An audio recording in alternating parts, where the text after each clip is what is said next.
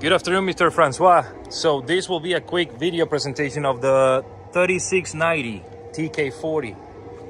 Right here, as you can see, we replaced the electric emergency brake, both chains, the jack, the tongue, the cable for the wire harness for the lights, the bearings, the tires, the brakes, everything that it needed. It's practically brand new, or brand new. That's what I want to say. All the hoses that were cracked or leaking were changed. This lever is brand new. Piston cups will be brand new on all of our pumps. All the gauges are brand new.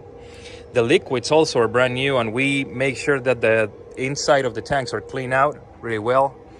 This machine only has 1100 hours on it. Everything should be working, all those gauges. This machine was fully tested already for pressure, so we're 100% sure that it's fully functional right now. On the back end, you can see that the full set of work parts are brand new. That's why they have that beige color from factory. And this has a brand new hydraulic motor too for the remixer. It's in pristine condition right now, I can tell. The interface for the remote control is brand new.